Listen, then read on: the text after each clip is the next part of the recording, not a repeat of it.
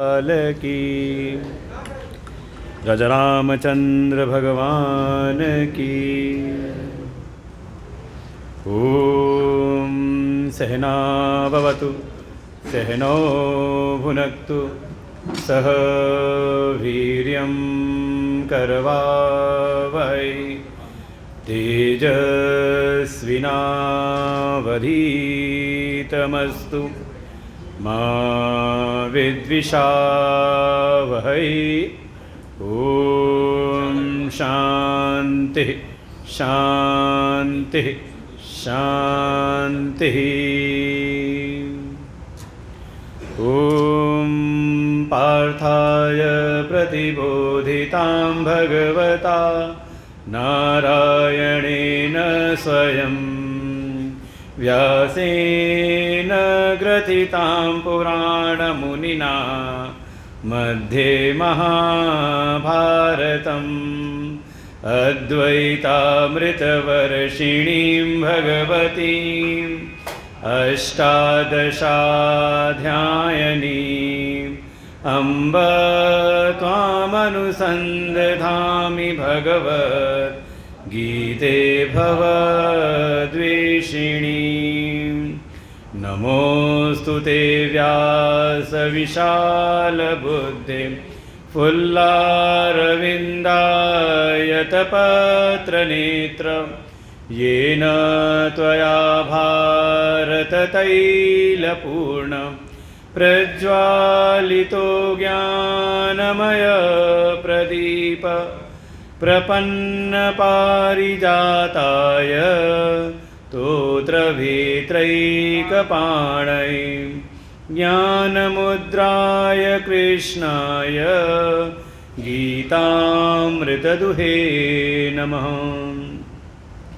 सर्वोपनिषदो गावो दुग्धा गोपालनन्दन पार्थो वत्स सुधीर्भोक्ता दुग्धं गीतामृतं महत्। वसुदेवसुतं देवं कंसचाणूरमर्दनं देवकी परमानन्दं कृष्णं वन्दे जगद्गुरुं।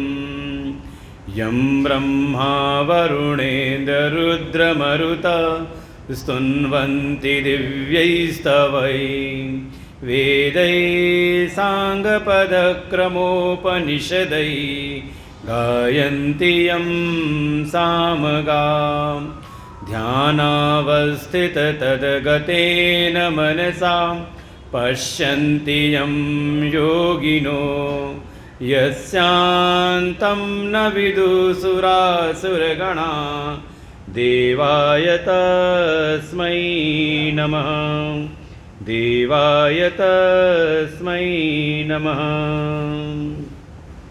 ट्रेबल कम कर दो, बेस को बढ़ा दो, तीखापन ज़्यादा है।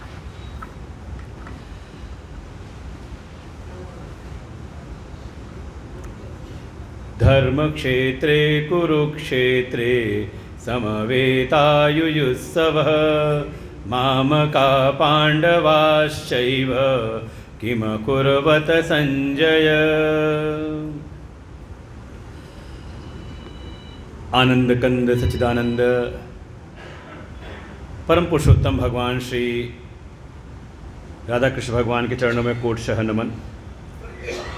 परमात्मा के ही वांग्मय स्वरूप श्रीमद् भगवद गीता को प्रणाम। परमात्मा के ही अभिन्न स्वरूप प्रातस्मरणीय परम श्रद्धेय परम वंदनीय अर्चनीय अनंत श्री भूषित श्री सद्गुरुदेव भगवान के चरणों में कोटशः नमन। भगवत स्वरूप वंदनीय अर्चनीय संतवृंद आचार्यगण समस्त भगवत भक्त श्रद्धा भक्ति स्वरूपणी मातृशक्ति। यह श्राद्ध पक्ष जिसमें अपने पितरों के प्रति कृतज्ञता अर्पण करने का यह समय कि हमारे पितृ जहाँ जिस रूप में जैसे इस स्थिति में हो उनको मोक्ष की प्राप्ति हो। आज प्रथम दिवस व्यवस्थाओं का दिन और जैसे जनप्रतिनिधि डॉक्टर दिनेश शर्मा जी हैं, और वो जब आए तो मैंने एक बताया उनको कि गुरुदेव के सत्संग में आपको हम देखा करते थे, सुना भी हमने, तो तुरंत हमने नाम नहीं बताया। अब इस लखनऊ क्षेत्र में जाने कितने संत आते होंगे, हमने कोई नाम नहीं बताया, सीधे उन्होंने नाम लिया पूज्य गुरुदेव भगवान का। कहा उनके तो मैं अनुयायी रहा हूँ, उनको तो मैं फॉलो करता हूँ। और वह जो उनका कथन है उनके वक्तव्य में स्पष्ट दर्शित भी हुआ। श्रीमद् भगवत गीता की काफ़ी भूमिका तो उन्होंने अपने वक्तव्यों में व्यक्त की। तो ऐसे जनप्रतिनिधि जो जनता के प्रिय हों और साथ ही अध्यात्म और धर्म से, हिंदुत्व से जुड़े हुए हों, तो हम सब भी सौभाग्यवान हैं कि हमें ऐसे जनप्रतिनिधि मिले हुए हैं कि हमारा लखनऊ क्षेत्र की पताका फहरा रहे हैं वर्तमान में राज्यसभा में। और अपने वक्तव्य में उन्होंने स्वयं ही, हमारे जो इस कथा के आयोजक हैं, यजमान हैं, पूरे परिवार के प्रति उन्होंने अपने जो भाव व्यक्त किए वो यथार्थ ही, क्योंकि जब से हमारी मुलाकात हुई है, आलोक जी के बगैर तो बात हो नहीं सकती बिना उनका नाम लिए। आलोक जी ने जब से संपर्क कराया और मैं परिवार में गया, जब आप लोग से मिला पिछले कार्यक्रम में भी, श्री देव शर्मा मिश्रा जी, माता जी हैं अनुराधा जी, और दोनों बच्चों को तो हमने देखा तो हमने कहा हमेशा मुस्कुराते हुए दिखाई देते हैं। तो भगवान की पूरे परिवार पर ही कृपा है। और ऐसी व्यासपीठ से भी प्रार्थना है, भगवान से प्रार्थना है कि निरंतर आपके परिवार के ऊपर उनकी ऐसे ही कृपा अनुग्रह बरसती रहे, सब अपने क्षेत्र में सफलता की ऊंचाइयां प्राप्त करें।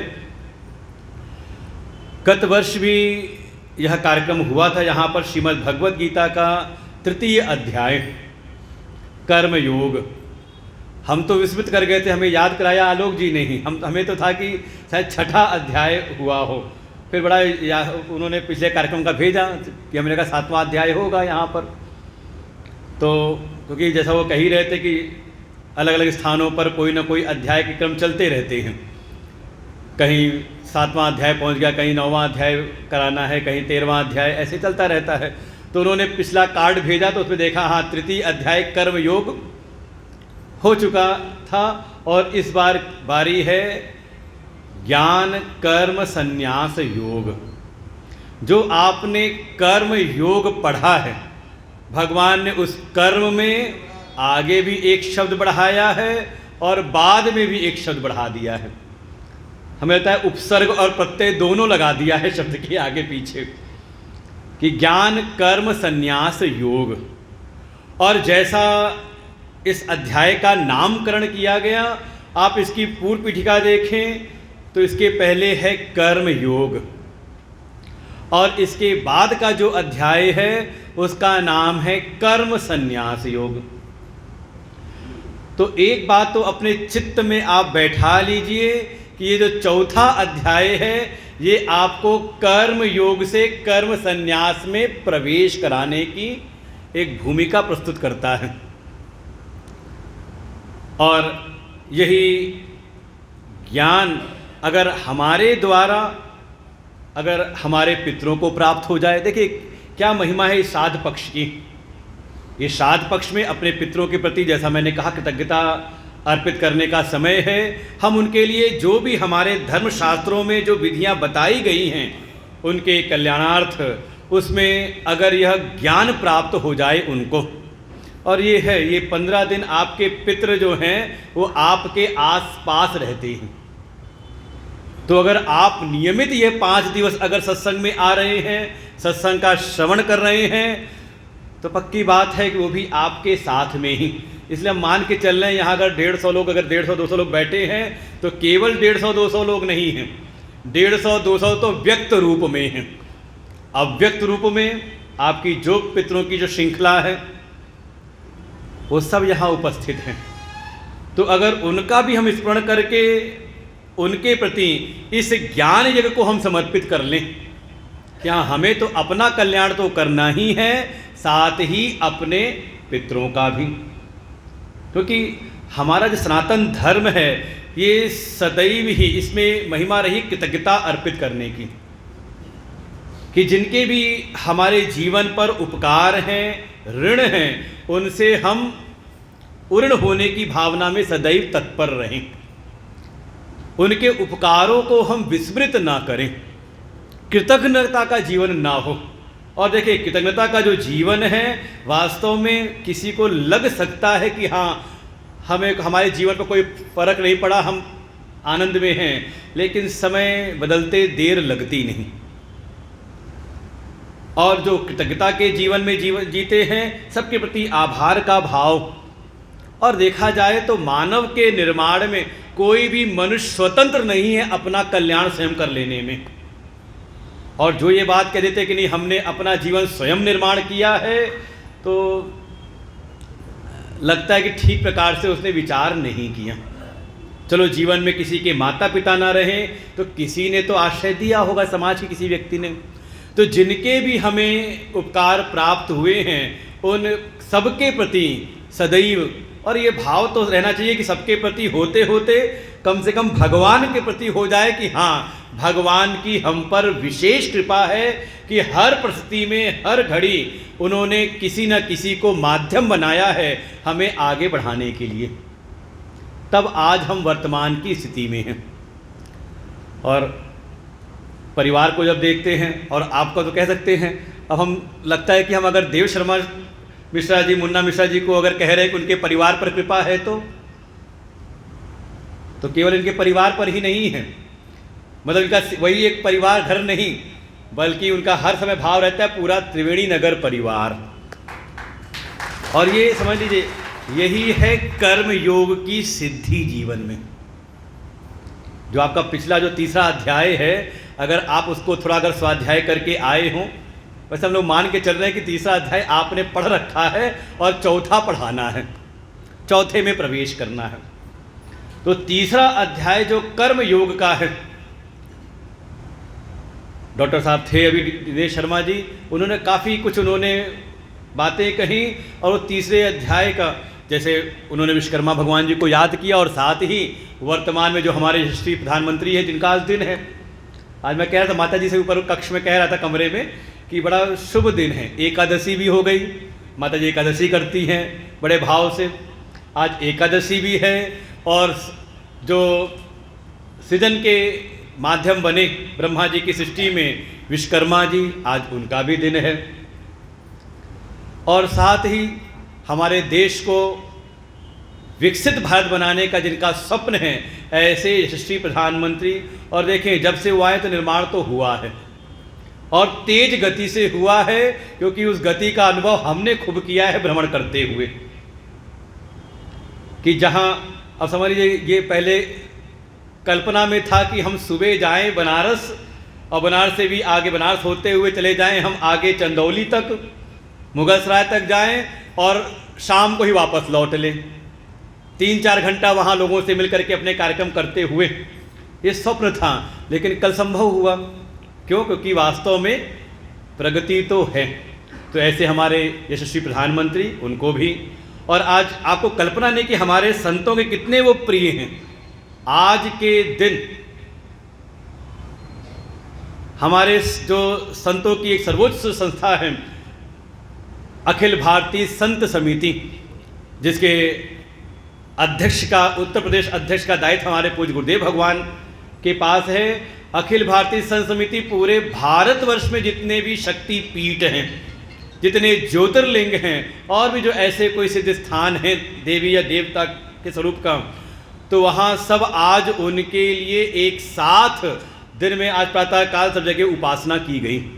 कहीं भगवान का अभिषेक हुआ, कहीं उनका अर्चन हुआ, केवल किस लिए? कि हमारे यशस्वी प्रधानमंत्री दीर्घायु हों। क्योंकि उनको आवश्यकता नहीं, आवश्यकता हमें है। अगर वास्तव में आप, लगता है कि आप हिंदू धर्म, सनातन धर्म के अनुयायी हैं, तो ज़रूरत हमें है। हमारे आगे आने वाला जो वंश है, उनको आवश्यकता है कि आप कैसा देश छोड़ करके जाते हो। क्योंकि समय बदलते देर लगती नहीं।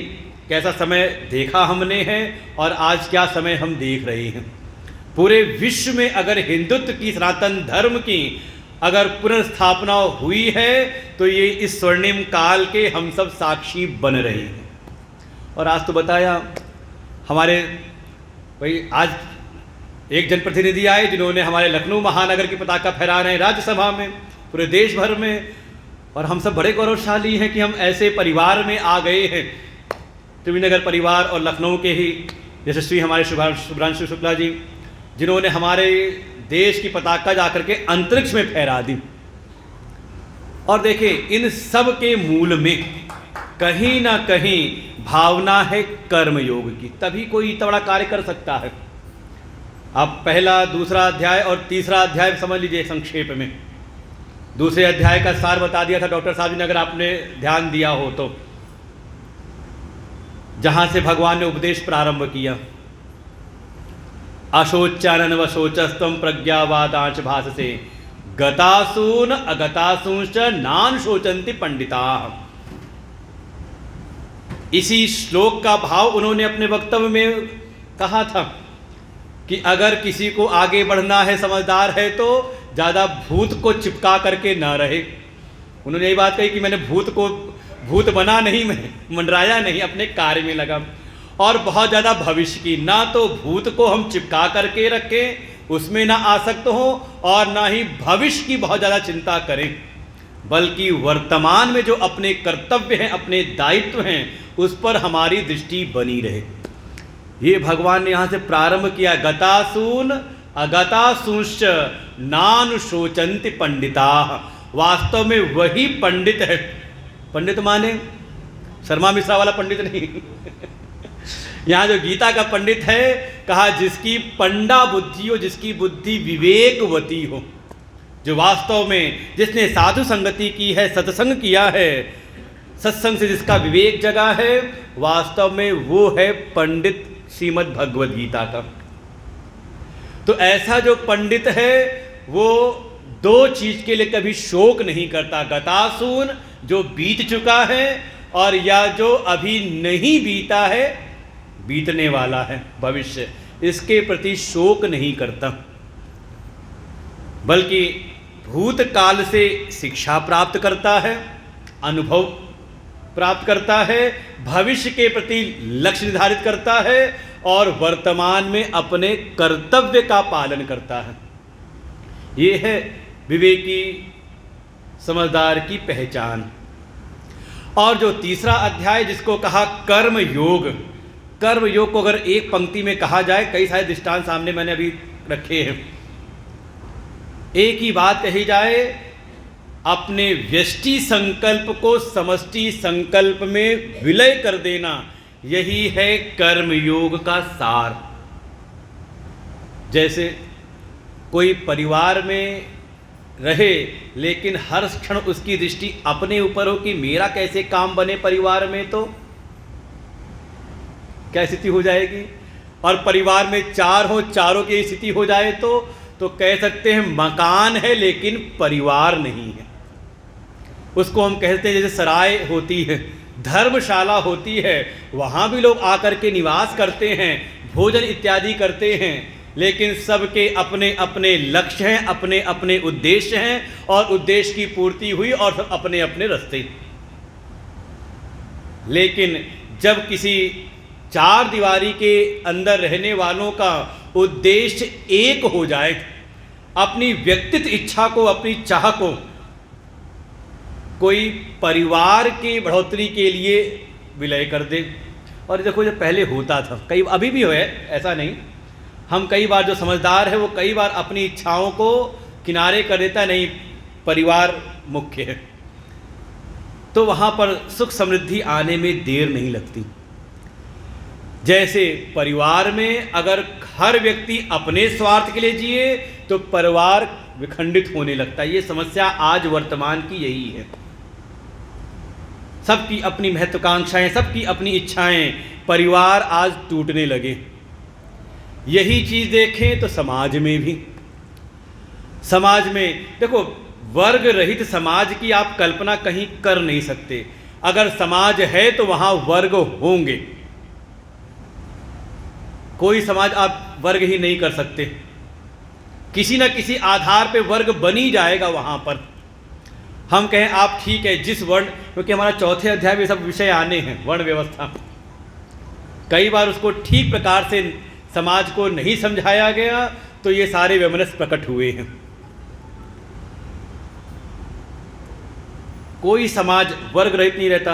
आप ठीक है, आप कह दोगे वर्ण हटा दो तो वहाँ कुछ और हो जाएंगे। कोई वैज्ञानिक है, कोई डॉक्टर है, कोई इंजीनियर है, कोई कारपेंटर है, कोई अलग अलग बने, कोई अफसर है, कोई कर्मचारी, वर्ग तो रहेगा ना। कोई स्त्री है, कोई पुरुष, वर्ग तो बनेगा ही बनेगा ना। कहाँ से आप वर्गहीन कर सकते हैं समाज को? आवश्यकता है सबकी उपादेयता का विचार करना कि कौन किस जगह पर उपादेयता किसकी है, और उसको मिलजुल करके अपना अपना योगदान दे तो समाज का निर्माण होता है।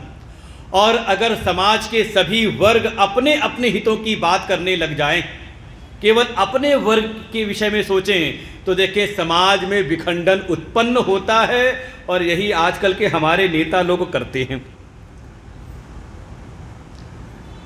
जो नहीं करते उसमें अपवाद भी हैं समाज के कार्य के लिए, लेकिन ज़्यादातर कहीं ना कहीं अपने राजनीतिक स्वार्थों के लिए बार बार जातिवाद, वर्ण व्यवस्था, इनके ओर कहीं ना कहीं कोई ना कोई चोट करते हैं।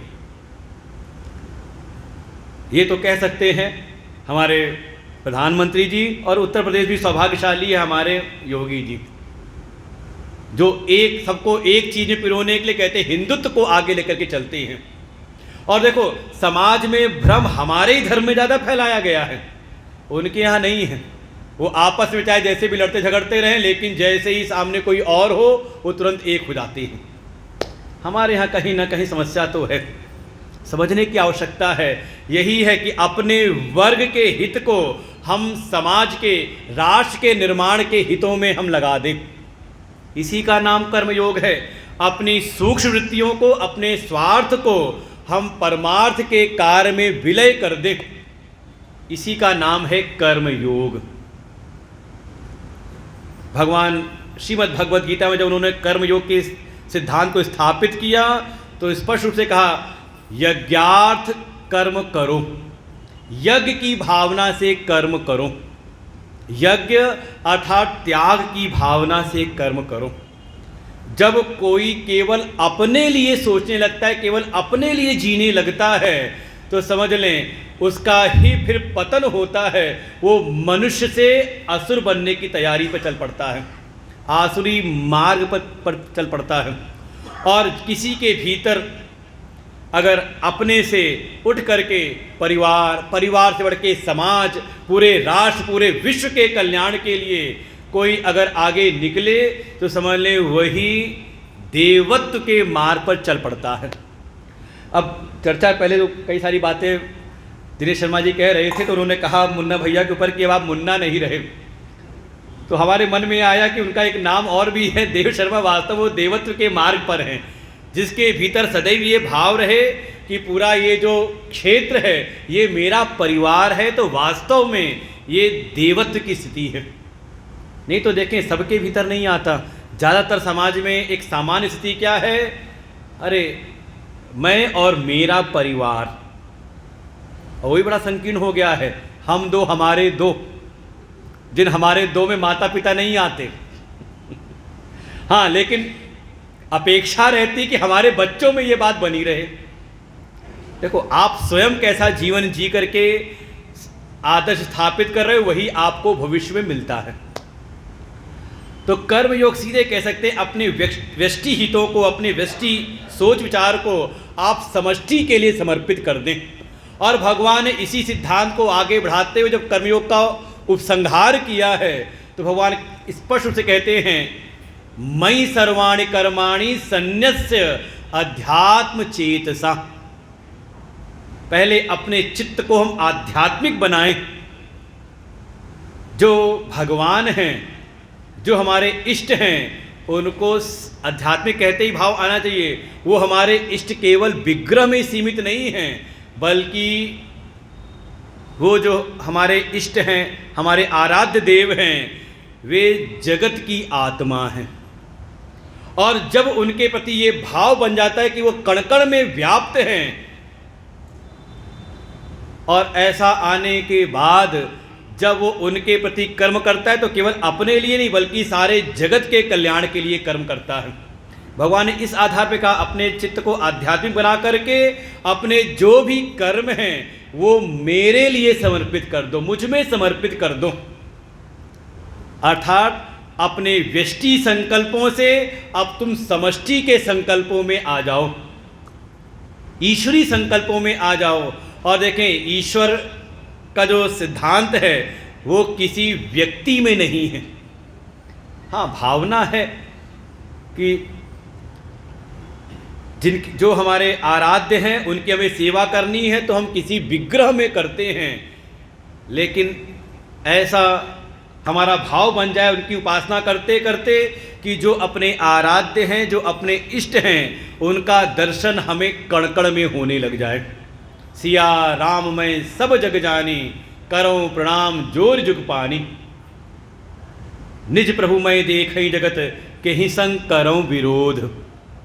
ये है, देखें, जो हमारी पूजन आराधना उपासना की पद्धति है वो हमें अल्प से असीम तक ले जाने के लिए है। और इस भावना के साथ कोई जुड़ जाए, उसका चित्त हो गया आध्यात्मिक, तब उसके जो भी कर्म हैं वो समझ लें समष्टि के लिए संकल्पित हो जाते हैं।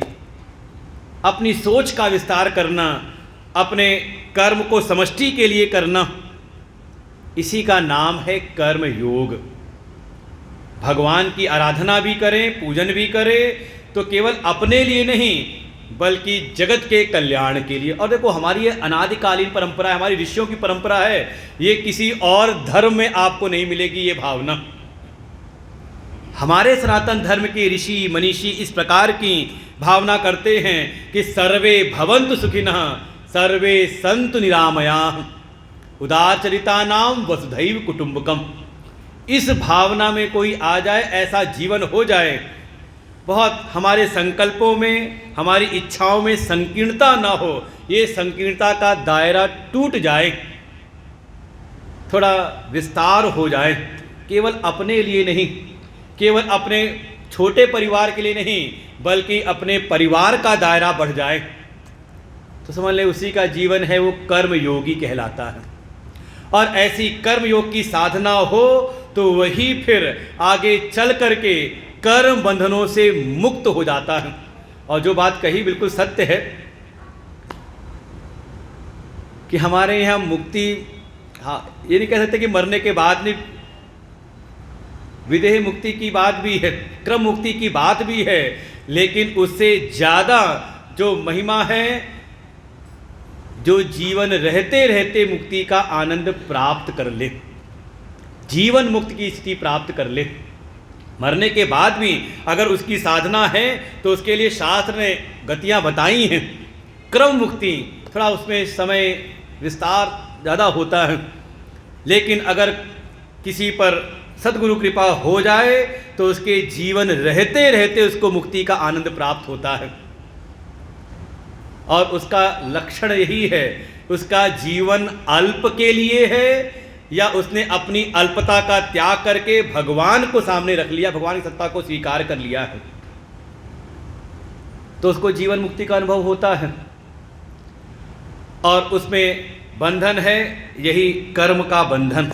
और भगवान ने स्पष्ट कह दिया, यज्ञार्थात् कर्मणोऽन्यत्र लोको अयम कर्म बंधन। इस संसार में जो कर्म बंधन है वो उनको है जो यज्ञ की भावना से कर्म नहीं करते, जिनके जीवन में कर्म योग नहीं है, वास्तव में वही कर्म के बंधन में पड़ते हैं। इसलिए अगर कर्म के बंधन से मुक्त होना है इसी जीवन में, तो उपाय है यज्ञार्थ कर्म करें, कर्म योग की साधना करें। लेकिन कर्म की जो वास्तव में परिणति है वो है अकर्म में, जो चौथे अध्याय का प्राण कह सकते हैं, जिसको कहा ज्ञान कर्म संन्यास योग। क्योंकि कर्म करते करते मन के भीतर ये भाव तो कभी न कभी आ ही जाता है कि कब हम इन कर्म बंधनों से मुक्त होंगे। और कर्म बंधन की मुक्ति के लिए हमें बड़ा सहज सरल उपाय लगता है कि आज से हम कोई कर्म ही ना करें। है तो नहीं किसी के मन में? मतलब अरे कभी कोई समस्या आ जाए घर परिवार में, कुछ करते करते, सेवा ही कार्य करते करते मन कभी ना कभी तो उकता जाता है, चिढ़ जाता है। जाओ, जिसको जो करना है सो करो, आज से हमारा किसी से कोई मतलब नहीं। और होता क्या है आगे? ठीक है, ऊपर से कोई मतलब नहीं, काम तो हमने छोड़ दिया, आकर के किनारे बैठ गए, लेकिन बाहर से तो हमारी प्रवृत्ति रुक गई, लेकिन भीतर से प्रवृत्ति का वेग जो है कई गुना और बढ़ जाता है कि नहीं? तो इससे स्पष्ट लक्षित होता है कि कर्म का बाहर त्याग कर देने से कोई नहीं कह सकता कि वो कर्म के बंधन से मुक्त हो गया है। और ये बात भगवान ने तीसरे अध्याय का जब उन्होंने प्रारंभ किया तो ही कह दिया था।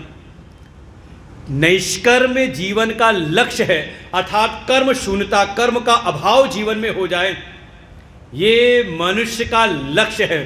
पुरुषः अश्नुते नैष्कर्म्यम, ये तीसरे अध्याय के प्रारंभ में चौथे पांचवें श्लोक में भगवान ने कहा, न कर्मणा मनारंभात नैष्कर्म्यम पुरुषोश्नुते। और कल मेरी आज ही मैं सबसे प्रार्थना कर देता हूँ, निवेदन कर देता हूँ, कल सब गीता जी लेकर के आएंगे कि हाँ जो पुराने लोग हैं जानते हैं, जब तक गीता लेकर के नहीं आओगे, आज देखो प्रारंभ हो गया है गुरु शिष्य परंपरा का, और ये हमारा जो चौथा अध्याय है ये गुरु शिष्य परंपरा पर ही जोर देता है। और आज तो प्रारंभ ही हो गया है, गुरु शिष्य की परंपरा चल रही थी। तो ग्रंथ साथ में होगा तो शायद आपको भी रहेगा कि हाँ, हम कहेंगे कि तीसरे अध्याय का चौथा श्लोक, तो आप खोल के देख लोगे, हाँ ये श्लोक लिखा है, महाराज जी ठीक कह रहे हैं। क्योंकि हमारे समाज में पतन भी कारण यही है कि किसी ने कुछ भी कह दिया, हम सदवचन करके मान लेते हैं। शास्त्रेषु गुरु वाक्येषु, दोनों को भीतर रहे, शास्त्र भी और गुरु वचन दोनों के प्रति हमारी श्रद्धा प्रगाढ़ हो। तो कल शास्त्र लेकर के भी आए, तो भगवान ने तीसरे अध्याय का प्रारंभ करते हुए एक बात कह दी थी कि नैष्कर्म की स्थिति प्राप्त करना, कि कुछ करना शेष ही न रह जाए, कर्म शून्यता की स्थिति प्राप्त करना ही मनुष्य का परम लक्ष्य है। लेकिन कोई सोचे कि हम कर्म का आरंभ ही ना करें, कर्मणाम अनारंभात, कोई सोचे कि हम कर्म का आरंभ ही नहीं करेंगे तो हम कर्म शून्यता में आ गए। भगवान ने कह दिया न, कर्मणाम अनारंभात नैष्कर्म्यम पुरुषा न अश्नुते। वो न जो पहले शुरू में दिया इसको भी आखिरी में ले आओ, बिना कर्म के आरंभ कि कोई सोचे कि हम कर्म का आरंभ ही नहीं करेंगे तो कर्म के बंधन में कैसे पड़ेंगे, तो ऐसी कोई संभावना नहीं, निषेध कर दिया भगवान ने। और दूसरी बात और कह दी कि सुनते सुनते मन में लगा ये कर्म बड़े दिक्कत करते, कर्म को छोड़ देंगे, तो भगवान ने वहीं दूसरी पंक्ति में कह दिया न च सन्न्यसनात् एव सिद्धिम समधिगच्छति। वो नैष्कर्म की सिद्धि, वो नैष्कर्म माने मोक्ष, जीवन मुक्ति की स्थिति, जैसे कर्म का आरंभ नहीं करने से नहीं होती, वैसे ही लिए हुए कर्म अगर कोई छोड़ दे, सन्न्यसनात् एव कर्म सन्न्यसनात् एव, केवल बाहर जगत में कर्म के त्याग मात्र से भी वो निष्कर्म की सिद्धि नहीं होती।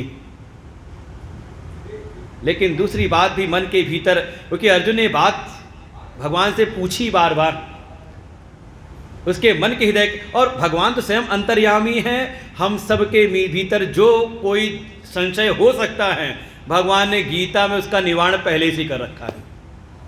इसीलिए महापुरुषों ने तो ऐसा कह दिया कि गीता पर अगर आपको सबसे अच्छी टीका पढ़नी है तो कौन सी पढ़ें, तो कहा यही श्रीमद् भगवद गीता। भगवान ने ऐसा क्रम बनाया है कि एक प्रसंग का जो व्याख्यान है उसी का विस्तार रूप में अगला अध्याय है। तो दोनों स्थितियों में आपको निष्कर्म्य मोक्ष की प्राप्ति, जीवन मुक्ति की प्राप्ति नहीं हो सकती कि आप सोचो कि हम कर्म नहीं करेंगे, प्रारंभ नहीं करेंगे, या फिर जो कर्म में हम लगे हुए हैं उस कर्म का हम त्याग कर देंगे। दोनों स्थिति में ही आपको निष्कर्म की मोक्ष की प्राप्ति संभव है नहीं। और उसके हेतु ही भगवान ने बताए हैं तीसरे अध्याय में। पहली बात तो यही कह दिया कि वास्तव में आपके बस में ये नहीं है कि आप कर्म का पूर्णतया त्याग कर दो। उसी का अगला श्लोक मिलेगा आपको, नहीं कश्चित क्षणमपि जात तिष्ठत्य अकर्म कृत, कि कोई अकर्म हो जाए, कर्म का त्याग कर दे, कहा क्षण मात्र भी कोई भी कभी भी हो नहीं सकता। ये जो प्रकृति के गुण हैं ये आपको परवश कर्म में लगा देते हैं।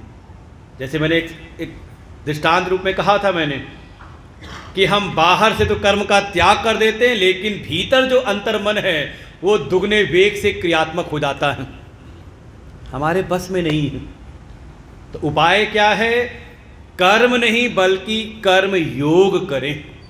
अपनी हृदय की जो क्षुद्रता है, ये जो अल्पता है, इसका त्याग करें। थोड़ा अपने परिवार का दायरा बढ़ाएं। ये ना सोचे कि पड़ोसी घर की आग है तो पड़ोसी ही जलेगा, कभी वो आग आपके घर भी आ सकती है। परस्पर भाव से जीवन जिए आप। और देखो ये सब तीसरा अध्याय बड़ा अच्छा भगवान ने लगाया है, जो निर्माण किया तीसरे अध्याय का, उसकी उस आधारशिला पे फिर चौथे अध्याय की आधारशिला है। भगवान ने कहा अगर जीवन जीना है, आपको कर्म करते हुए श्रेय की प्राप्ति करनी है, अपने जीवन का कल्याण करना है, तो उपाय है परस्पर भाव।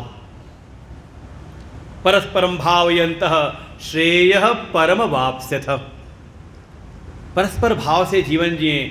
आप देवताओं के लिए करें, देवताओं को आप थोड़ा तृप्त करें, बदले में देवता आपको तृप्त करेंगे। और देखो ये कार्य अगर आपने योग्य ब्राह्मणों से अगर अपना श्राद्ध इत्यादि कराया होगा तो वो आपने क्रियाएं कराई होंगी। उन्होंने आपके द्वारा देव तर्पण भी कराया होगा, ऋषियों का तर्पण कराया होगा, और फिर उसके बाद आपके पितरों का तर्पण। और ये करना चाहिए। और देखो होगा भी, पहले जल ऐसे छुड़वाया होगा, तृप्यताम तर्पयामि ऐसे करके बुलवाया होगा, और फिर एक बार जल फिर बीच से छुड़वाया होगा, और फिर जल छुड़वाया होगा एक अंगूठे की तरफ से। ये सब विधियां हैं। अगर आपको चलो वो व्यवस्था आपको विधि ना समझ में आई हो तो अब कुछ समझ में आया होगा। जल आगे से भी कहा होगा, पहले आगे से छोड़ो, तो ये हो गया देवताओं के लिए तर्पण। ये हमारे देव तीर्थ हैं हमारे हाथों में, अपने आपके हाथों में भी तीर्थ हैं। फिर जब जल उठा करके बीच से छुड़वाया आपसे, तो ये हमारा ऋषि तीर्थ है, तो ऋषियों का तर्पण। और जब यही जल लेकर के आपके अंगूठे तक छुड़वाया, कुशा रहती साथ में, तो ये हो गया पितृ तीर्थ, पितरों को अर्पण किया। भावना क्या है कि हमारी इस विधि के द्वारा देवता हमसे तृप्त हो जाएं, जो हमारे ऋषिगण हैं वो हमारी इस सेवा से तृप्त हो जाएं, और जो हमारे पितृगण हैं वो हमारी इस सेवा से तृप्त हो जाएं। ये तीनों देव स्वरूप हैं, क्योंकि इन तीनों से हमें प्राप्त हुआ, इन्होंने दिया है हमें, इसलिए देवता हैं। और जब वो तृप्त हो जाएंगे तो देवान भावयतानेन, पहले आप अपनी सेवाओं से देवताओं को तृप्त करते हैं, और बदले में ते देवा भावयन्तुः, फिर वही तृप्ति को प्राप्त जो देव ऋषि और पितृ हैं वो फिर हमें तृप्ति प्रदान करते हैं, हमें सुख समृद्धि से युक्त करते हैं। और यही आगे बढ़ने का विधान है कि आप देवताओं के लिए, श्रेष्ठ जनों के लिए करें, और बदले में उनसे आपको प्राप्ति होती रहती है। ऐसे ही परस्पर भाव से जीवन जीते हुए आप परम कल्याण को, अंतःकरण की शुद्धि पूर्वक ज्ञान की प्राप्ति करके आपका मोक्ष हो जाता है। आपको भी निष्कर्म की सिद्धि, जीवन मुक्ति का अनुभव होता है। केवल इन विधि से नहीं, ऐसे जब परस्पर भाव से, त्याग की भाव से जीवन जीते हो तो अंतःकरण की शुद्धि और अंतःकरण शुद्धि पूर्वक जब आपको ये ज्ञान प्राप्त होता है, और वही जो ज्ञान है उसका संकेत भगवान ने तीसरे अध्याय के 2 श्लोकों में संकेत किया वहाँ पर, और वो हमारे उपनिषद के मंत्र का ही भगवान ने उद्धरण किया है यहाँ पर। तो पहले भूमिका में तीसरे अध्याय के 2 श्लोक कौन पढ़ते हैं? श्री भगवानुवाच। तीसरे अध्याय का 42वां और 43वां दो श्लोक, तीसरे अध्याय का, चौथे अध्याय के पहले। इंद्रियाणि पराण्याहु इंद्रियेभ्य परं मनः मनसस्तु परा बुद्धि यो बुद्धे परतस्तु सः एवं बुद्धे परं बुद्ध्वा संस्तभ्यात्मानमात्मना जहि शत्रुं महाबाहो कामरूपं दुरासदम्। जहि शत्रुं महाबाहो कामरूपम दुरासदम। एक शत्रु है आपके पीछे लगा हुआ है, इसीलिए अच्छा लगता है जब ऐसे जनप्रतिनिधि हों जिनकी जो वाणी है साथ सम्मत हो। उन्होंने भी देखिए संकेत किया कि जीवन मुक्ति, जीवन रहते रहते मुक्ति की प्राप्ति कैसे, का इच्छाओं से अगर आपको मुक्ति मिल जाए। पता नहीं आप लोग सुन करके ध्यान है कि नहीं। देखो, अच्छा वक्ता होने के लिए अच्छा श्रोता होना बहुत जरूरी है, और अगर आप अच्छे श्रोता बन जाए ना तो आपको कहीं से भी ज्ञान की प्राप्ति हो सकती है। और हम लोग स्वयं सीखा अपने पूज्य गुरुदेव भगवान से, इसलिए हम लोग जब भ्रमण करते हैं, चाहे साधु संतों की संगति में हो, चाहे सदगृहस्थों के यहाँ पर हो, हम लोग हर जगह सीखने का प्रयास करते हैं। कहीं से कोई सूत्र मिल जाए तो उसको कंठस्थ कर लेते हैं। तो अगर जीवन जीते जीते अगर मोक्ष पाना है तो उपाय कहा, इच्छाओं से मुक्त हो जाएं। और भगवान क्या कह रहे हैं? जहि शत्रुम काम रूपम। काम रूपी जो शत्रु है, और कैसा शत्रु है? दुरासदम, जिसको मार पाना अत्यंत ही दुष्कर है, जल्दी से छूटता नहीं। काम रूपम, काम रूपम केवल उसको एक अर्थ में ना ले लें। काम माने केवल एक वो वासना, एक विषय वासना के लिए नहीं कहा, किसी भी विषय की वासना। अच्छा, मान लो आज के समय अगर अडानी अंबानी होंगे तो क्या वो काम से क्या मुक्त हैं? वो उनकी कामनाएं अलग तरह की हैं। कैसे हर क्षण कई गुना बढ़ाना है। शब्द, स्पर्श, रूप, रस, गंध, किसी भी विषय भोग की इच्छा भीतर हो, उसको कहा काम। इसलिए 4 पुरुषार्थों में है धर्म, अर्थ, काम, मोक्ष। काम पुरुषार्थ, पुरुषार्थ की श्रेणी में रखा गया। ये जो मन के भीतर जन जन्मांतरों के जो विषयों की जो वासना है, वही जो इस समय आने पर इच्छा रूप, काम रूप प्रकट हो जाती है।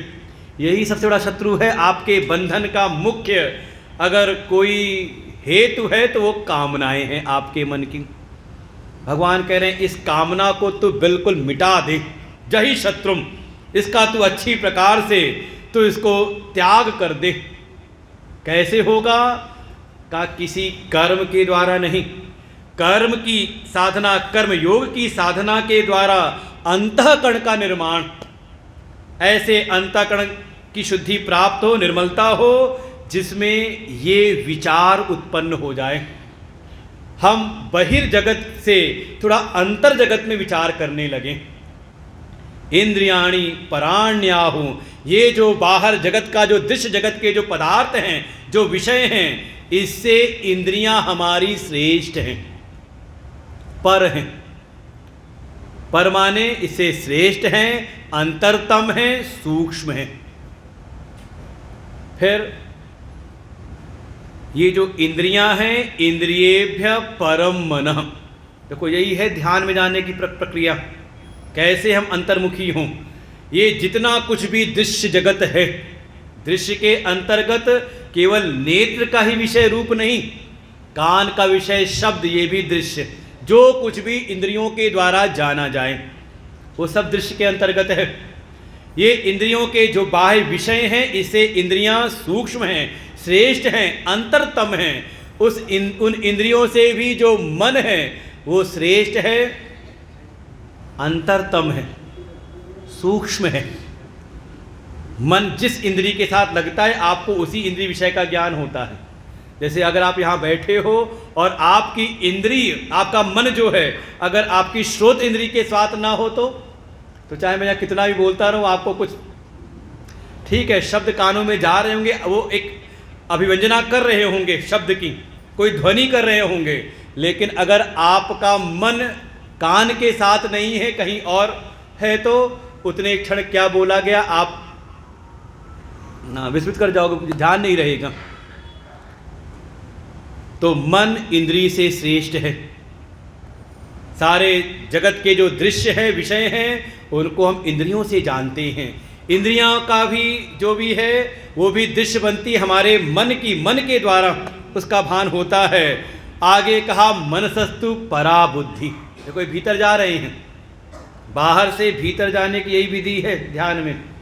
ये मन भी नियंत्रित होता है बुद्धि के द्वारा। वास्तव में देखिए मन में कोई दोष नहीं है, मन को गाली मत दिया करो। और हमारे कहीं मन को मारने की बात नहीं कही जाती। इंद्रिय संयम और मन संयम की बात होती है, इनको संयमित करना है। ये हमारे करण हैं। इंद्रियां बहिकरण हैं, बाहर के उपकरण आपके हैं, हथियार जिससे कार्य किया जाए। और ये जो मन बुद्धि चित्त ये अंतःकरण हैं। तो कर्णों का सही प्रकार से उपयोग करें। कोई कर्ण अच्छा बुरा नहीं होता, बल्कि उसका प्रयोगता कैसा है। तो वास्तव में मन भी एक करण है, इसमें अपना दोष नहीं। ये भी नियंत्रित होता है बुद्धि के द्वारा। बुद्धि के भीतर ज्ञान कैसा है आप देखो। यही अगर आप देखो तो पूरी गीता की आधारशिला है। अर्जुन ने भगवान को कहाँ बैठाया है, किस रूप में वर्णन किया है। अर्जुन ने भगवान से यही प्रार्थना की, हे प्रभु मुझे आपसे सेना नहीं, आपकी कोई और सामर्थ्य नहीं, बस मैं इतना चाहता हूं कि आप मेरे सारथी बन जाएं। और उपनिषदों ने इस पूरे शरीर को ही एक रथ की एक संज्ञा, एक रूपक दिया है। और उस रथ का जो सारथी है, सारथी को बुद्धि कहा है। ये बुद्धि ही सारथी है। बुद्धि में आपने किसको वरीयता दी है, इस ज्ञान को, भगवान को या संसार को। इसलिए मन से भी सूक्ष्म है बुद्धि। और ये जो बुद्धि है का इससे भी पर श्रेष्ठ कोई है, जो बुद्धि की वृत्तियों को भी प्रकाशित करता है। अच्छा, कुछ सुना हमने, समझ में आया या नहीं आया? अच्छा, नहीं आया इसको भी आप जानते हो कि नहीं? आ गया समझ में, ये भी प्रकाशित हो रहा है, आप जान रहे हो। और समझ में नहीं आया ये भी तो जान रहे हो ना। तो वो जानने वाला कौन है, किसके प्रकाश प्रकाशित हो रहा है? तो कहा उस बुद्धि से भी जो पर है, श्रेष्ठ है, अंतरतम है, प्रत्यक्ष चैतन्य है, वो अपना आत्मा है।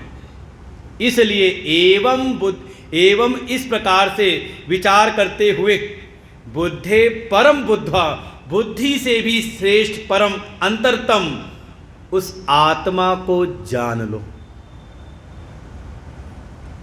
सीधे सीधे कहें, एक है ये दृश्य जगत, जो चीज दिखाई दे रही है। अब इस दृश्य के अंतर्गत बाहर के सारे विषय भी ले आओ। ये इंद्रियां भी दृश्य हो रही कि नहीं? आज दिख रहा है, नहीं दिख रहा, हल्का दिख रहा, जान रहे हो ना इंद्री को। सुनाई दे रहा है, कम सुनाई दे रहा है, जान रहे हो ना कान को भी। किससे?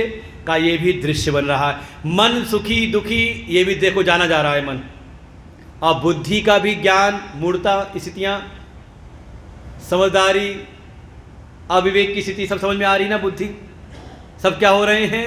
कहा ये चाहे बाहर हो चाहे अंतरतम हो, सूक्ष्म शरीर से लेके स्थूल शरीर और ये सारा जगत, ये सब का सब है दृश्य।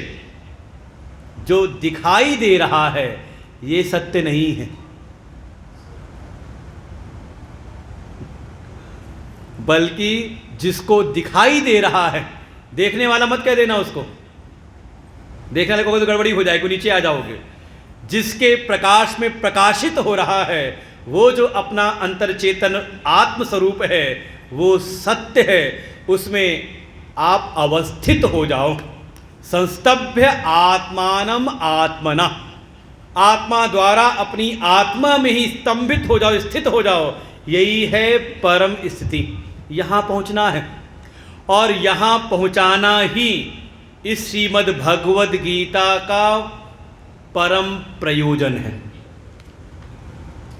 और अपनी उस आत्म चैतन्य में स्थित हो करके फिर आप स्वतंत्र हो जाते हो। देखो, जब तक आप देह में हो, चाहे स्थूल देह को में बैठे हो, चाहे सूक्ष्म देह में बैठे हो, आप कामनाओं से मुक्त नहीं हो सकते। इच्छाएं आश्रय बनाती हैं आपकी देह की सुविधाओं को, अनुकूलताओं को या प्रतिकूलताओं को। लेकिन जैसे ही आप देह से विचार करते करते सूक्ष्म शरीर में, सूक्ष्म शरीर से विचार करते करते इसका जो प्रकाशक है अपनी उस आत्मा में स्थित हो गए, तो आत्मा ही सर्व आत्मा है। यही सत्य है। आत्मा के अतिरिक्त जो कुछ भी दृश्य बन रहा है, जगत प्रकाश्य प्रकाशक राम, ये सारा जगत प्रकाश्य है, प्रकाशित होता है। और जिसके प्रकाश से प्रकाशित हो रहा है वही परमात्मा है, वही मेरी आत्मा है। यही श्रीमद् भगवद गीता का योग है। इसी को कहा ज्ञान योग। और इस स्थिति में कोई हो जाए तो समझ लो वो निष्कर्म में स्थित हो गया है।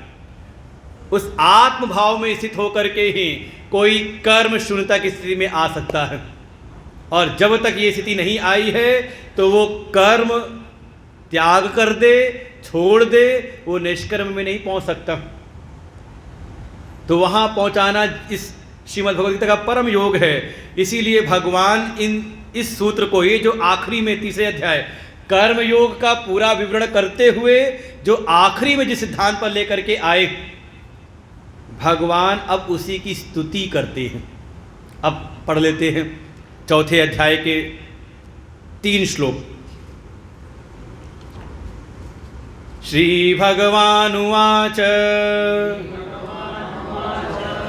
इमं विवस्वते योगं प्रोक्तवानहमव्ययम् विवस्वान्मनवे प्राह मनुरीक्ष्वाकवे ब्रवीत् एवं परंपरा प्राप्तम् इमं राजर्षयो विदुः सकाले नेह महता योगो नष्टः परन्तप सैवायं मया तेद्य योग प्रोक्तः पुरातनः भक्तोऽसि मे सखा चेति रहस्यं हेतदुत्तमम्।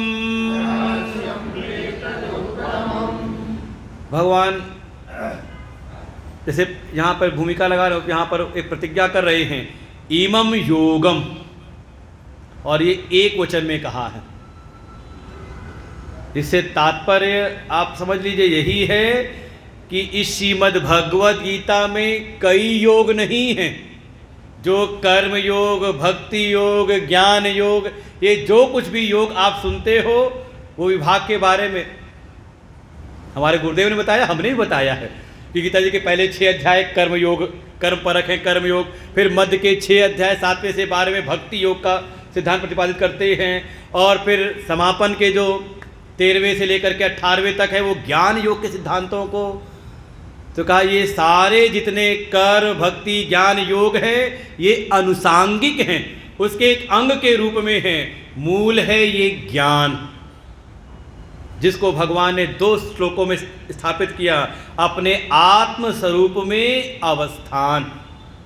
और अर्जुन इस बात को कहा भी है, नष्टो मोहा स्मृतिर्लब्ध्वा तत्प्रसादात् मैं अच्युतः स्थितो अस्मि गत संदेह। हे प्रभु, मैं अपने स्वरूप में स्थित, उसकी स्मृति भी आई, मुझे समझ आया, और मैं उसी अपने आत्म स्वरूप में स्थित हो गया हूँ।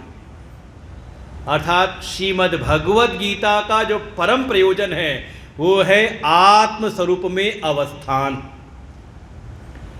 उसके लिए अगर अंतःकरण की शुद्धि अनिवार्य है तो भगवान ने यहाँ कर्म की साधना बताई है, कर्मयोग की, क्योंकि कर्म के कारण ही इसमें दोष आए हैं, मल आए हैं, तो कर्म की साधना से उसकी सफाई करो। भाई कपड़े में मैल लग जाए तो उसमें एक मैल और लगाते हैं, कास्टिक सोडा, है कि नहीं? कहते जहर से जहर को मारा जाता है। वैक्सीन तैयार की गई कोरोना की तो उसी के वायरस से, अब पता नहीं तो कर्म के कारण है समस्या, तो कर्म के लिए कराया। अंतःकरण की शुद्धि अनिवार्य है तो कर्मयोग की साधना से अंतःकरण को शुद्ध करो। योगिना कर्म कुर्वन्ति संगम त्यक्त्वा आत्मशुद्धये। फिर इस ज्ञान में स्थित होने के लिए मन की एकाग्रता की आवश्यकता है। हमारा चित्त अंतःकरण एकाग्र हो जाए। अच्छा देखो, अगर ऐसा जो सत्संग चल रहा है, कहीं भजन वजन चल रहा हो तो वहाँ थोड़ा आप इधर उधर हो जाओ, चल जाएगा। लेकिन जो 1 घंटे का क्रम 6 बजे शुरू हुआ 7 बजे तक, थोड़ा मन इधर उधर हो जाए तो आपको लगता है कि कुछ गड़बड़ हो गया बीच में। तो इस आत्म स्वरूप में स्थित होने के लिए आपको अंतःकरण की एकाग्रता की आवश्यकता है, तो उसकी साधना है भक्ति योग। भक्ति हमें एक पर ला करके टिकाती है। और मन शुद्ध हो जाए, मन एकाग्र हो जाए, इतने से काम नहीं बनेगा। वो ज्ञान अमृत कहते हैं, ज्ञान रूपी घृत निकालना है तो केवल दूध को गर्म नहीं करना है, केवल दूध को ठंडा कर गर्म करके ठंडा करके जमाना ही नहीं है, बल्कि उसको मथना भी पड़ता है। तो दूध को गर्म करके ठंडा करना कर्मयोग, फिर जामन डाल के उसको जमा देना, उसको है भक्ति योग। लेकिन अगर आपको घृत चाहिए, मक्खन चाहिए तो उसको मथना भी पड़ेगा। तो ये मन को मथने के लिए, बुद्धि के विचारों को मंथन कराने के लिए अगर आवश्यकता है ज्ञान विचार की, तो भगवान ने ज्ञान योग का भी उपदेश किया है। लेकिन मूल है अपने आत्म स्वरूप में स्थिति प्राप्त करना। इसलिए भगवान कह रहे हैं, ये जो योग मैंने तुझे बताया है, पहले अध्याय में तूने अपने मन की विसंगतियां रखी, दूसरे अध्याय से मैंने सुनाना शुरू किया। दूसरे और तीसरे अध्याय में, दूसरे अध्याय से 11वें श्लोक से प्रारंभ हुआ और तीसरे अध्याय तक लगभग आप गिनेंगे ना भगवान के श्लोक, तो आपको लगभग 100 श्लोक तो मिल जाएंगे भगवान के। इन 100 श्लोकों में भगवान ने दूसरे तीसरे अध्याय के जो वेदों का सार है, प्रवृत्ति और निवृत्ति, इन दोनों मार्गों का निरूपण कर दिया है। और दोनों का जो मूल प्रयोजन है वो है आत्म स्वरूप में इस अवस्थान। इस बात को समझाने के लिए ही कि गीता में जो परम रूप से जो योग है वो वास्तव में ये योग है। हे अर्जुन, यही मैं तुझको बता रहा हूँ। और जो तुझको बता रहा हूँ ना, इसको मत समझना कोई मैंने अभी अभी नया नया कोई आविष्कार किया है। ये सृष्टि के प्रारंभ से परंपरा चली आ रही है। और भगवान इस 4थे अध्याय में ही इस ज्ञान की वंश परंपरा का यहाँ पर प्रतिपादन करते हैं कि ये ज्ञान की जो प्राप्ति है ये एकाएक नहीं होती। इसके लिए आपको गुरु शिष्य परंपरा में आना पड़ता है। और ये बात तो हमने पिछली बार भी कही होगी। भगवान ने तब तक उपदेश प्रारंभ नहीं किया जब तक अर्जुन ने एक बात नहीं कही पक्के तौर पर। अपने मन की विसंगतियाँ अर्पित की भगवान के सामने। पहले अध्याय में भगवान कुछ नहीं बोलते, दूसरे अध्याय में कुछ प्राथमिक उपचार कहा, लेकिन उपदेश प्रारंभ नहीं किया। जब अर्जुन ने कहा शिष्यस्तेहम साधि माम त्वाम प्रपन्नम, हे प्रभु मैं आपकी शरण में आपका शिष्य बन करके आया हूँ। अपने को शिष्य बना लेना ही समझ लो गुरु की उपलब्धि। गुरु बनाने की परंपरा नहीं हमारे यहाँ। और जैसी भीतर जिज्ञासा का भाव, देखो मन के भीतर कोई प्रश्न हो और वो प्रश्न अगर आप लेकर किसी के सामने जाएं श्रद्धा के भाव से, तो वो हो जाता है जिज्ञासा। और आप वही प्रश्न कहीं पर करो और वहाँ आपकी श्रद्धा ना हो तो उसको कहते हैं शंका, संशय। और चौथा अध्याय सब विषयों को आगे विस्तार से बताएगा, श्लोक है इसके ऊपर। अंतर क्या है? कहा जो संशयालु वृत्ति है उसमें स्वीकृति की भावना नहीं बल्कि नकारने की भावना रहती है, और जो श्रद्धालु है वही प्रश्न जब रखता है तो जिज्ञासु बन जाता है, जिज्ञासु में स्वीकृति की भावना बन जाती है। यही अगर आप मानस में पढ़ें तो प्रारंभ में श्री राम कथा का अधिकारी कैसा हो, तो कहा पार्वती जी जैसा हो। कथा सती जी की भी सुनाई है, सती जी के भीतर संशय है और पार्वती जी के भीतर जिज्ञासा है। देखो साथ पूरा समझने का प्रयास करें। तो श्रीमद् भगवद गीता का ये जो ज्ञान है ये किसके भीतर टिकेगा? का जिसके भीतर शिष्यत्व का भाव हो, जो श्रद्धा की पूंजी से संपन्न हो, वास्तव में उसको ही ये ज्ञान प्राप्त होता है। और इसके लिए भगवान ने पूरी इस ज्ञान की पूरी वंश परंपरा का निरूपण किया। तो पहला इस अध्याय का एक विषय है गुरु वंश परंपरा, और इसके लिए भगवान प्रारंभ से लेके आखिरी में भी 30वें 39वें अध्याय 34वें 39वें अध्याय में बार बार कहेंगे इसी बात को। इस ज्ञान को प्राप्त करना है तो तद विद्धि प्रणिपातेन परिप्रश्नेन सेवया, उस तत्व को जानने के लिए, इसका अनुभव करने के लिए प्रणिपात होकर के श्रद्धा की पूंजी लेकर के जाओ किसी संत के पास में। ज्ञानिना तत्वदर्शिना, जो ज्ञानी भी हो और तत्वदृष्टा भी हो। फिर उसी बात को पुष्ट करेंगे, श्रद्धावान लभते ज्ञानम, जो श्रद्धावान है वही ज्ञान की प्राप्ति करता है। तो ये शिष्य गुरु परंपरा का निरूपण इस अध्याय में आपको मिलेगा। दूसरी बात, इस अध्याय में आपको जो हमारे सनातन धर्म का, सनातन वैदिक सिद्धांतों का जो एक मूल विषय है पुनर्जन्म और अवतारवाद, उसका भी प्रकरण आपको मिलेगा इस चौथे अध्याय में। चौथा अध्याय बड़ा अच्छा है। पुनर्जन्म, जीव का जन्म और ईश्वर का अवतार, ये विषय आपको मिलेगा इसमें। तीसरा एक विषय आपको मिलेगा जो आज के समय बड़ा विवाद का विषय बनता है, वो है वर्ण व्यवस्था। भगवान ने कहा है चातुर्वर्ण्यम मया सृष्टम, मेरे द्वारा स्थापित है। तो जब भगवान में कोई दोष नहीं तो उनकी व्यवस्था में कैसे दोष हो सकता है? दोष है हमारी अपनी समझ में। अब सामने कोई चीज़ बढ़िया रखी हो लेकिन दृष्टि में दोष आ जाए तो दोष किस में दिखाई देता है? वस्तु में। तो वर्ण व्यवस्था, और जो इस अध्याय का जो मूल विषय है वो है, जो इसका नाम है ज्ञान कर्म संन्यास योग, कि कर्म का संन्यास करना है, लेकिन कैसे होगा? कर्म का त्याग करने से नहीं, कर्म को छोड़ने से और कर्म का शुरुआत ना करे इससे नहीं। भगवान ने एक शब्द जोड़ा है ज्ञान, अर्थात ज्ञानेन कर्म संन्यास, ज्ञान के द्वारा कर्म का संन्यास कैसे करें, वो विषय है इस अध्याय का मूल विषय। 18वां श्लोक आएगा तो उसमें देखेंगे, कर्मण्य अकर्म यह पश्चेत कर्मणि अकर्म यह। जो ये जान लेता है वास्तव में वो कर्म योग से पहुंच जाता है कर्म संन्यास में, और फिर क्रमशः फिर आगे बढ़ता है वो ध्यान योग में। लेकिन वो परंपरा में आगे जाने के लिए कर्म से कर्म संन्यास तक, उसके लिए बीच की कड़ी है ये चौथा अध्याय। तो इस अध्याय का एक कह सकते हैं कि एक आउटलाइन है।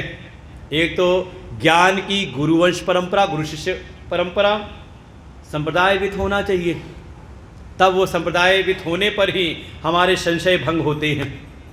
नहीं तो जो चार जगह लगा रहे तो उसके संशय भंग होने की जगह संशय कई बार और बढ़ जाते हैं।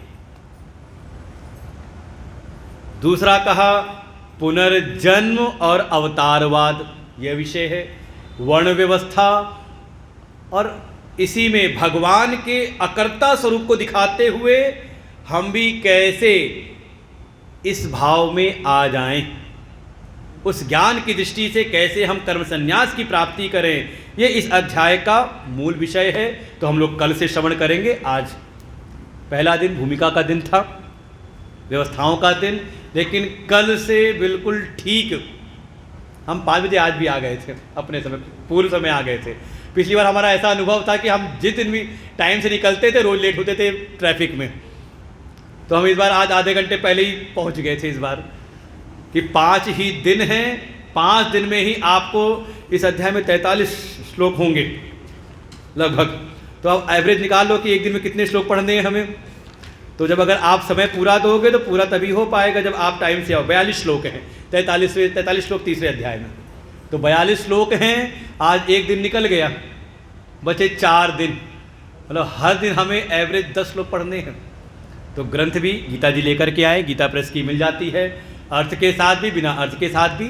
तो अच्छे विद्यार्थी बन करके आएंगे तो हमारा पढ़ाने का ही मन और अच्छा हो जाएगा। भाई जैसे श्रोता वैसा वक्ता। तो आज यहीं पर हम विश्राम लेते हैं। ओम पूर्णमदः पूर्णमिदं पूर्णात् पूर्णमुदच्यते पूर्णस्य पूर्णमादाय। ओम शांति शांति शांति। हरि ओम श्री गुरुभ्यो नमः। एक बार मैं भी कह देता हूँ, पिछली बार का अनुभव ऐसा था कि वो छोटा हॉल छोटा पड़ गया, तभी बड़े हॉल में आए। तो मुझे लगता है कि यहाँ पर भी लगता है पहले भी ये स्थिति है। तो आपकी बाड़ी का प्रणाम महाराज। आरती के लिए मुन्ना भैया और राधा जी और श्री जी डी शुक्ला जी, श्री समुद्र शुक्ला जी सभी लोग प्रभु से आ जाएं, आरती करें आगे। तुरंत आप सभी लोग अपने स्थान पर खड़े हैं, प्रभु से आरती करेंगे। कल महाराज ने बता ही दिया कि ठीक 5 बजे व्यासपीठ पर आ जाएंगे, तो उससे पहले सत्य ज्ञान से पहले हम सभा आ गए।